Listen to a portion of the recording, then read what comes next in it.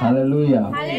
కీర్తనకారుడైనటువంటి దావీదు భక్తుడు, దావీదు మహారాజు మన కొరకు ఒక కీర్తనను రాసిచ్చాడు.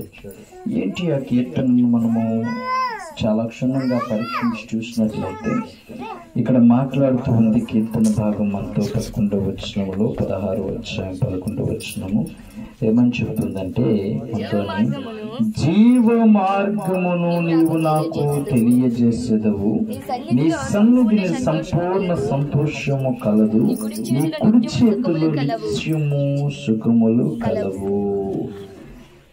జీవ మార్గములు ఏంటంటే అండి, దేవుని యొక్క జీవ మార్గములను, జీవ మార్గములు నీవు నాకు తెలియజేసేదవు. జీవించు మార్గములు, సుఖ జీవనము గడిపేటువంటి మార్గాలను దేవుడు మనకి తెలియజేస్తాడు. ఆ మార్గాలు తెలియజేస్తాడు. జీవ మార్గము అంటే జీవించడానికి ఎక్కడ బ్రతకాలో అనేటువంటి విషయము దేవుడు మనకి తెలియజేస్తాడు. జీవ మార్గాన్ని ఏం చేస్తాడండి, నాకు ఒక మార్గము తెలియచేయబడితే బాగున్ను అని చెప్పేసి చాలా వరకు చాలా మంది చాలా చాలా చాలా సమస్యల్లో కురుక్కుపోయి ఉన్నవారు ఈ మాట చెప్తా ఉంటారు, నాకు దేవుడు ఒక తోవ చూపించట్లేదు, తిన్న తోవ చూపించట్లేదు. చాలా ఇళ్లలో జాబ్ రాని వీళ్ళకి ఒక తోవ చూపిస్తే బాగున్న దేవుడు అని చెప్తా ఉంటాం. వీళ్ళకి ఒక మార్గం చూపిస్తే బాగున్ను అని చెప్తా ఉంటారు దేవుని ప్రియులారా. అదే విధంగా ఇక్కడ వాక్యము మనం చూసినట్లయితే జీవ మార్గములను తెలియచేసేవాడు ఎవరండి? దేవుడు జీవ మార్గాలను తెలియచేస్తాడట. జీవ మార్గాలను తెలియజేయడమే కాకుండా దేవుని ప్రియమైనటువంటి వాళ్ళరా, దేవుని సన్నిధిలో సంపూర్ణ సంతోషము కలదు. ఈరోజు దేవుని మందిరములో ఉన్నటువంటి మనందరికీ కూడా సంపూర్ణ సంతోషము కలదు.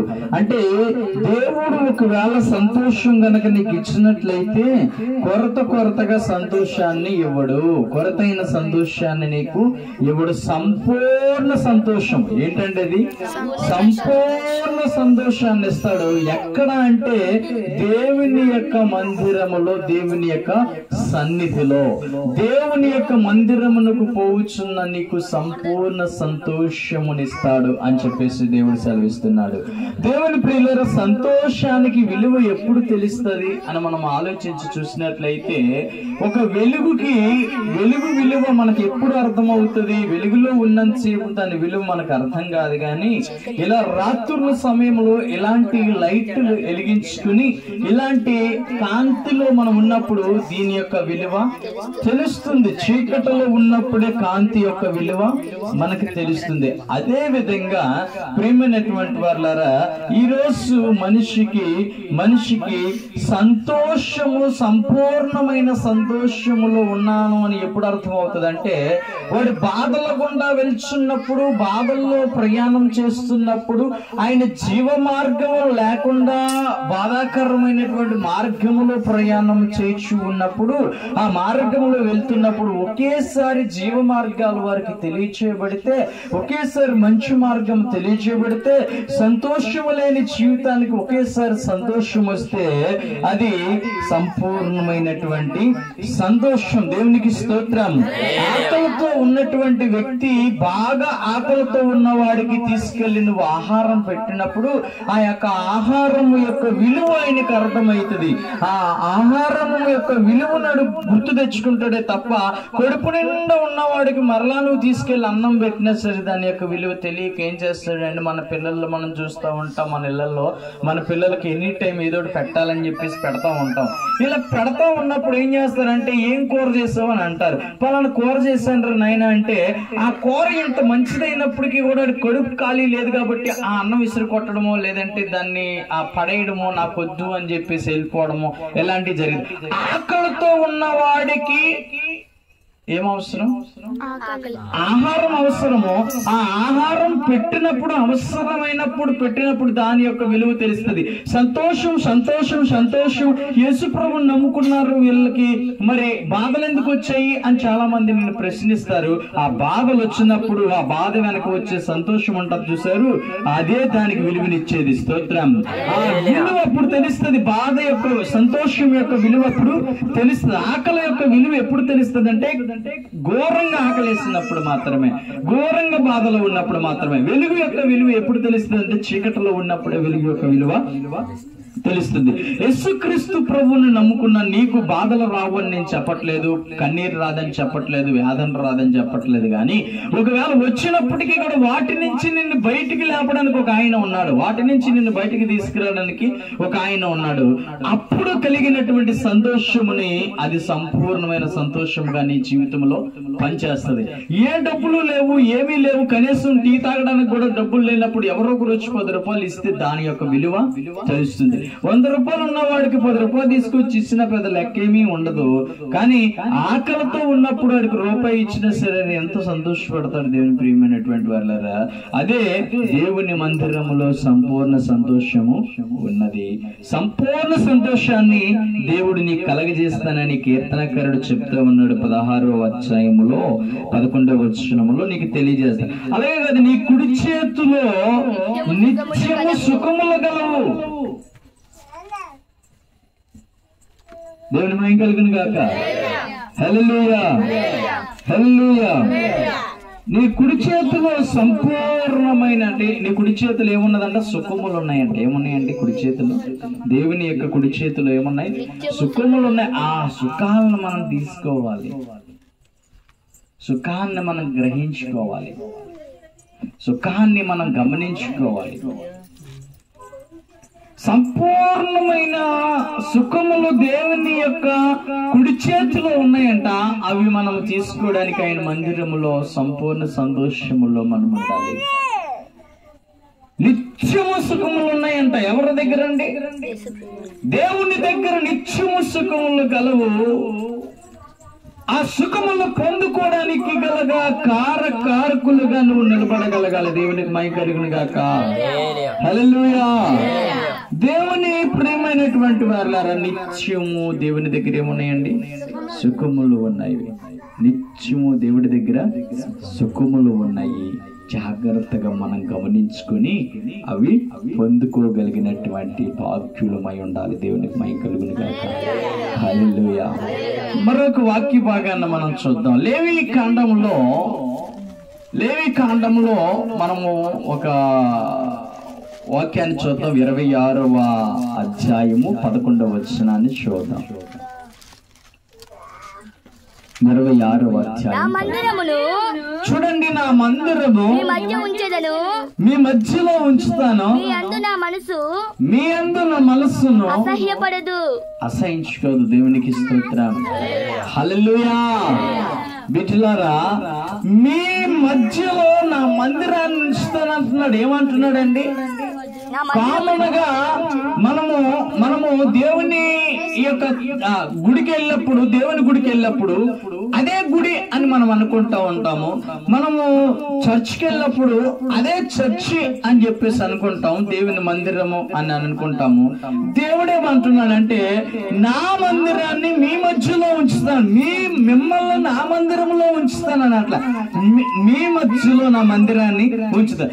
ఏ ఇద్దరు నా చోటని, 2-3 కూడిన చోటని నేను ఉంటానన్నాడు. నా నామములో యేసుక్రీస్తు నామములో ఏ 2-3 నామములో కూడి ఉంటారో, ఇక్కడ కూడి ఉన్నాను చూస్తారా, అక్కడే నేను ఉంటాను. నా మందిరం అని అక్కడే ఉంచుతాను, మీ మధ్యలో ఉంచుతాను. ఇప్పుడు ఇది ఇక్కడ మనం కూడుకున్నాం కదా, దీన్ని ఏమనొచ్చు మనం? మరి కామన్ గా మనం చర్చికి వెళ్తేనే చర్చి అని అనుకుంటాం, గుడికి వెళ్తేనే గుడి అని అనుకుంటాం, మసీద్కి వెళ్తేనే మసీద్ అనుకుంటాం. కానీ ఇక్కడ దేవుడు ఏమంటున్నాడంటే, మీరు ఎక్కడ నా నామమున కూడుతారో మీ మధ్యలో నా మందిరాన్ని ఉంచుతాను అని అంటున్నాడు. అంటే మందిరము నీ దగ్గరికి వస్తుంది, మందిరం దగ్గరికి నువ్వు వెళ్ళడం కాదు. దేవుని మహిమ కలుగును గాక.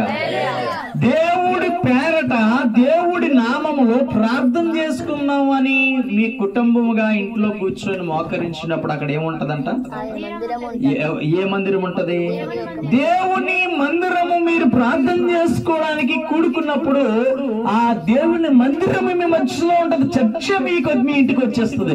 చర్చ మీ మధ్యలో ఉన్నది. స్తోత్రం, హల్లెలూయా. నువ్వు ప్రత్యేకించి నువ్వేం చేయక్కర్లేదు. నేను దేవుని మందిరాన్ని నీ మధ్యలో ఉంచుతానన్నాడు. దేవునికి మహిమ కలుగును గాక. దేవుని మందిరము నీ మధ్యలో ఉన్నది. ఎక్కడున్నది అంటే దేవుని మందిరము నీ మధ్యలో ఉన్నది. నా మందిరాన్ని నీ మధ్యలో ఉంచుకొని ఒకసారి చదివించు. చూడు, నా మందిరాన్ని మీ మధ్యలో ఉంచుతాను. మీ అందు నా మనస్సు అసహ్యపడదు. ఎప్పుడు కూడా నేను అసహించుకోను మిమ్మల్ని.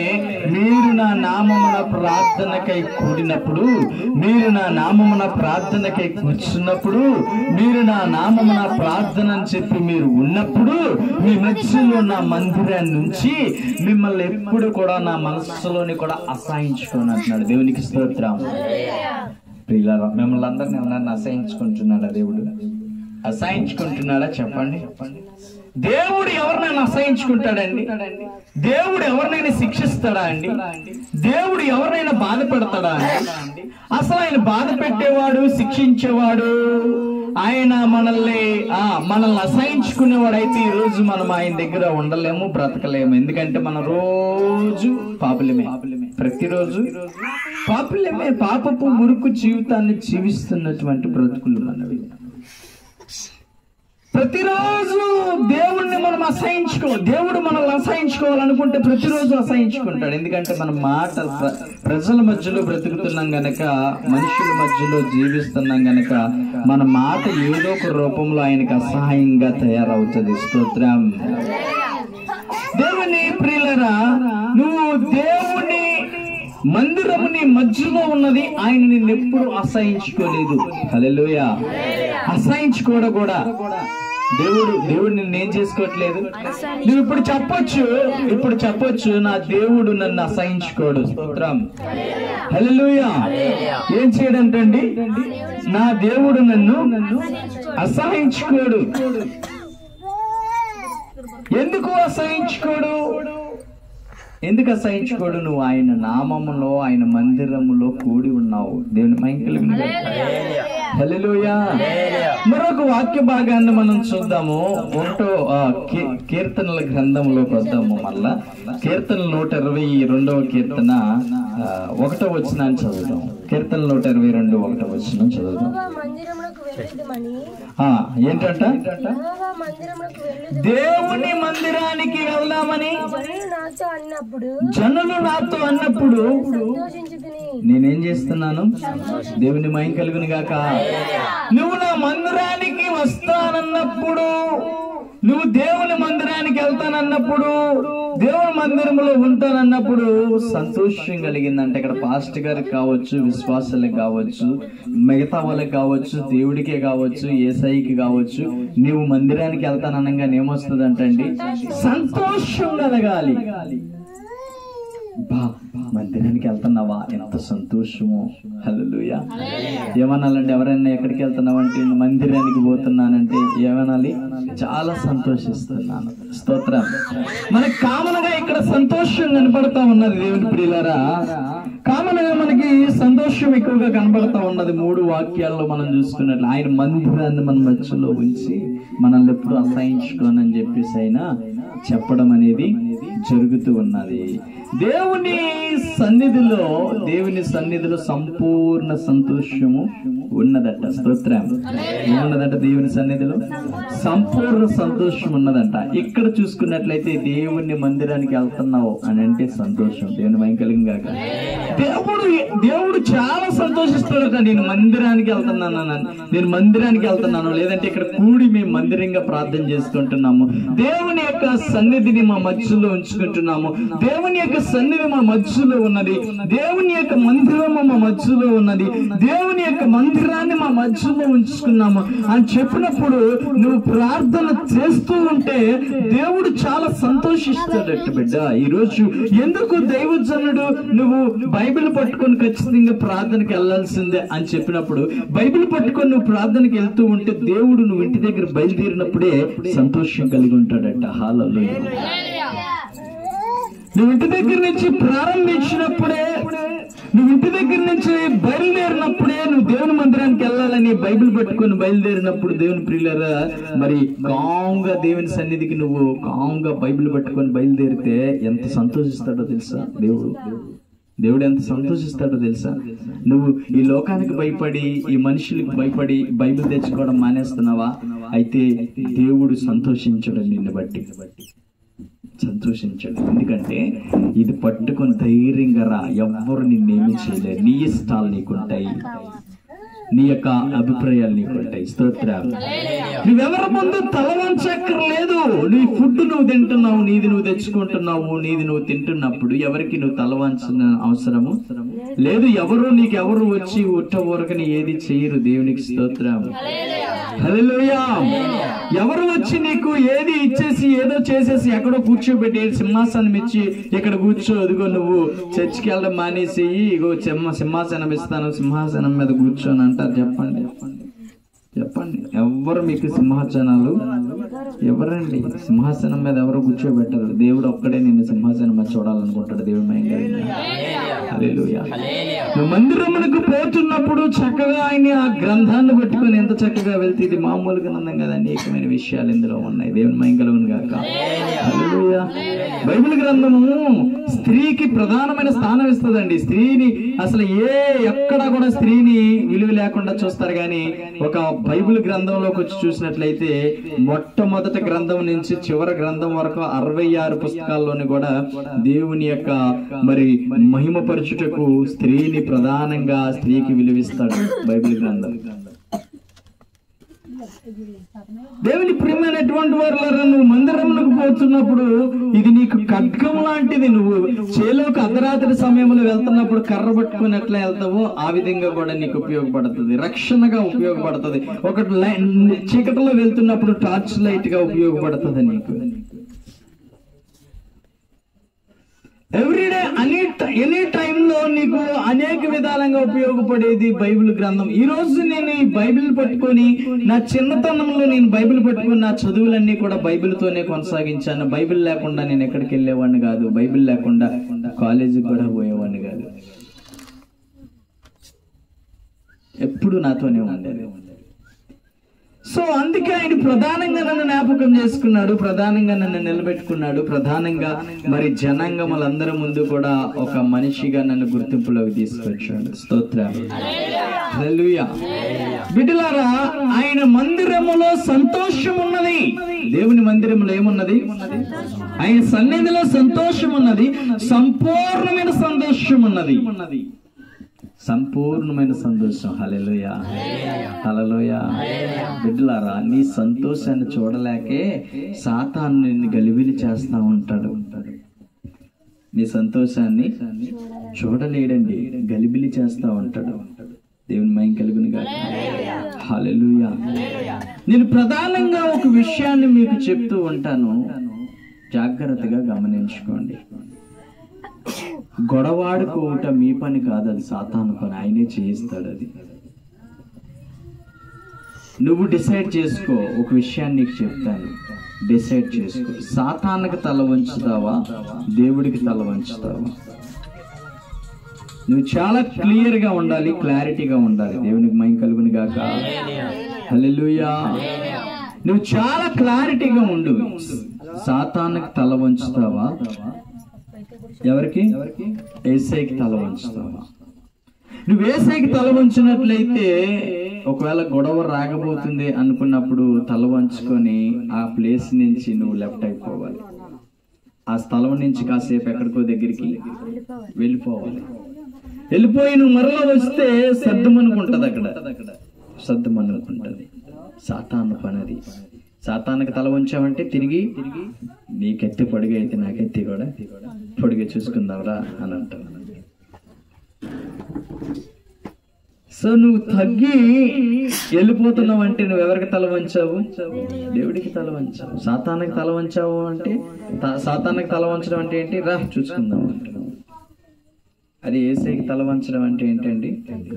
తగ్గి, ఒకళ్ళ కోపం వచ్చినప్పుడు ఇంకొకరు తగ్గడం, ఇంకొకరు కోపం వచ్చినప్పుడు ఇంకొకరు తగ్గడం. సర్దుమనుకుంటుంది, డెఫినెట్లీ సర్దుమనుకుంటుంది. నేను చూస్తాను, ఎవరు ఊహించలేనటువంటి రీతిగా నువ్వు మారుతావు దేవుని ప్రియ బిడ్డ. హల్లెలూయా.